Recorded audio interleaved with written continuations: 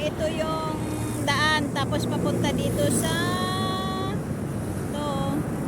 ito yung pinaka kumikot lang naman ako pinaka daan papunta dito sa diba ito yung pinagpwestuhan naming kubo dito sa daan. Yan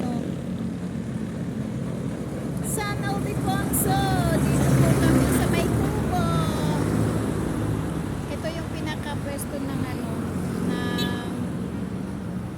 pinaka-pwesto ng Ibig Home. Dito po ako nakakuha ng magiging bahay.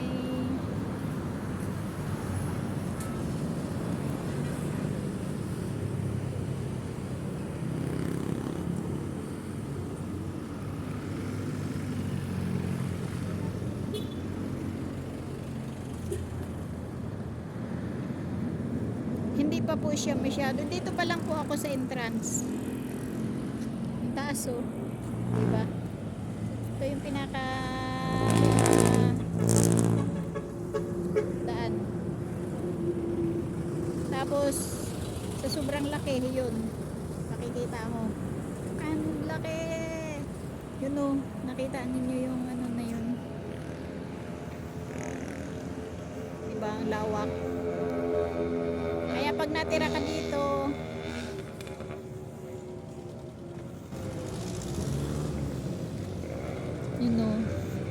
pag natira ka dito, yun yung pinaka-yari yan. Ano yan? Double.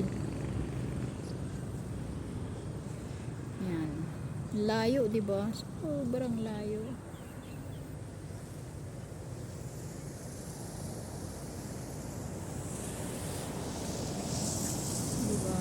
Layo.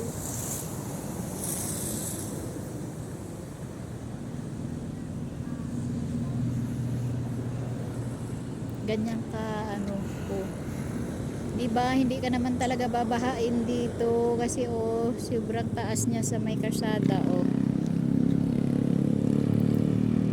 sobrang taas niya sa karsada diba paano masabing babahain ka. Ang daming dumadaan. Ito dumadaan dyan yung mga bus. Tapos pagpasok mo yan, pasok ka dito, tapos yun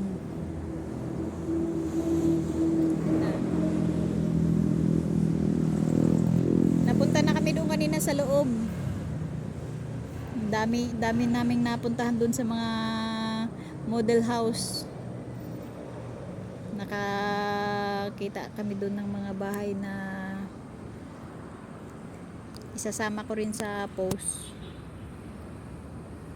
mga model house. Hello guys, alam na balang araw dito ako natira. Pwede kayong mapasyal dito.